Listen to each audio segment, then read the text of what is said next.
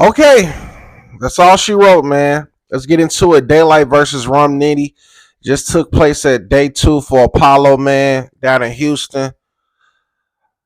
I don't know what to say about this battle, man. It was underwhelming. It didn't live up to the expectations, in my opinion, of what I thought it would have been for several reasons. Um, this was a controversial battle for a lot of reasons. Uh, I'm starting to really believe that nowadays for certain battles, um, not only is the setting important or where it takes place is going to determine what version of the battle we gonna get out of the battle rappers. I think like um the environment and how and how the setting of where they perform is just as important. Like the reason why Daylyt versus Tay Rock, Murder Mook versus Tay Rock, the reasons why those battles were so god level was because there wasn't no entourage in the background disrupting the pace, the cadence, or just the flow of the battle. And sometimes entourage and crowds and your homies that amplifies the battle in some cases and makes it, like real hip hop and gritty and classic. And other times, and more times than not, it really deters from great battles because battlers get frustrated. And that's what happened and transpired with this Daylyt versus Rum Nitty. Something that I'm noticing about Rum Nitty, when he's in those like Hall of Fame, Super Bowl championship type battles where he battling like, you know, undisputed goats and legends of the game. If it ain't somebody that he like cool with out his clique like a Geechee Gotti, then when they like getting they rhymes off and really snapping, Rom shows poor sportsmanship. And I noticed that in the Lux battle, like he turning his back on him and walking while the man rapping, just being corny, and he was doing it against Daylyt. Um, Rom literally picked Daylyt up in his first round, like picked him up and moved him. Daylyt was show great sportsmanship and just accepted it like that's part of the battle. It's one of those battles I'm gonna let him do his thing. Then when Daylyt started barking on him and leaning towards him, he just leaned and Rom started tripping. And that's throwing off the flow of the battle, man, because now the man got to stop and figure out, are we good, or what I'm saying, and security or whoever may the host, everybody jumping in, like stuff like that, man, just deters from the battle. Um, and I just spent like 3 minutes just talking about what made this battle, you know, automatically not be a classic to me just off that alone. Now, as far as the material, um, I thought I just expected Rome to be more like uh in a different type of version, that we never seen. I feel like we done seen better versions of Rom with lower caliber opponents. You know what I'm saying? Meaning like it's like he'll go upstairs for somebody that's not a blockbuster name, but then the people that he go against is blockbuster like Lux and Daylyt. It ain't what you think. It's like regular URL type bars that you would hear from anybody, like that's just like our first watch. What I got out of Rum, I liked how he put on the alien mask. That was cool. He did that in the first round because Daylyt he got the Quill ski mask. Hey Daylyt, I'm gonna need you to sell the mask, bro, so I can add it to my hip hop memorabilia collection. Side note, or you could just give me yours. You know what I'm saying? Because I be showing love. But anyway, yeah, he wore a green alien mask. I thought that was dope. I think the last time he did something like that was the 2-on-2. That he was partners with, I believe, Twerk or something like that. Um, and he had like a full like alien outfit.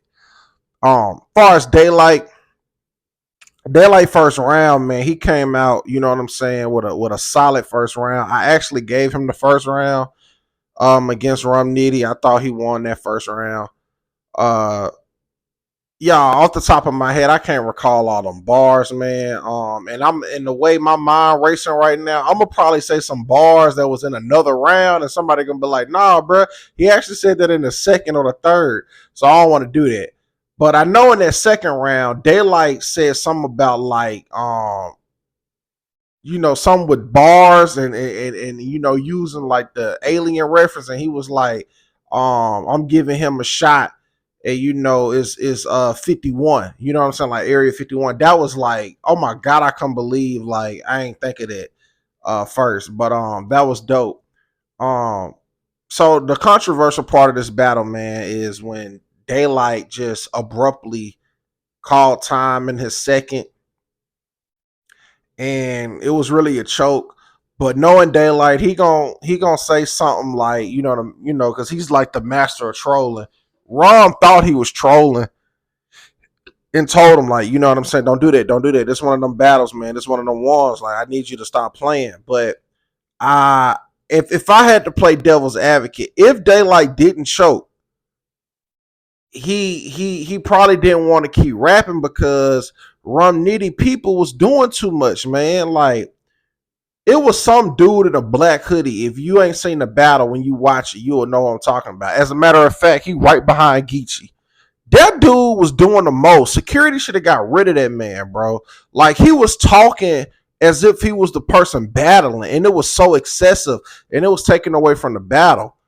And it was just corny, man. Like I understand people do stuff for the camera to make it look good, but sometimes people don't realize in the heat of the moment you're a huge distraction and you're taken away. You know what I'm saying? And it's like if your opponent is respecting you, like in this case, Daylyt respecting Rum, not talking through his rounds, and if he did talk, he was saying like, "Oh, that was crazy," or saying like, "Oh, that was the best line," or something like that. He not saying nothing to like throw you off like Rum did. It was a lot of gas behind Rum because he got a lot of fans, I believe, in Houston, and just a lot of people that's popular standing on his side. So stuff like that just took away from the battle. Now Daylyt went crazy in his third. Um, but if people say Nitty won, they may say he got the first and the second round. The first people may say that first round debatable. Rum got the second and the third. You know what I'm saying? I think is general consensus will say Daylyt got the third, but me personally, I'm gonna go with Daylyt off first and the third. Um, I can't give him the second at all, even though he started back rapping and spit a lot of bars. That I'm just from that era too, man. Like you slip up, you choke, it's an automatic dub. It don't matter if you get it back. But overall, man, the hype for a Lux versus Daylyt battle, the stock has went down tremendously off of just them taking forever and with their latest performances. I don't think nobody's gonna be excited to want to see that no time soon, man, because I can say for a fact Rum versus Lux is way better than Rum versus Daylyt. But people probably gonna say Rum won in the building, but you know how it go once you get the playback and you can break down the bars. But overall, man, I was disappointed, man. I expected more and I wanted to see a more competitive, matchup. And I believe if it had been in a different setting, different environment, if it had been like in a room where it was just the two of them, pause, and they could go at it with each other, I think like how Light did with Tay Rock, maybe that would have been a better turnout. But if you saw the battle, drop a comment, give me your thoughts, and let me know how you feel and who you had winning this battle, man. And in the meantime, if you made this far to the video, I want to say that I'm grateful and I'm thankful that you watched this video. Please, show some love, give me a thumbs up, give me a like, and subscribe to the God Level Genius YouTube channel.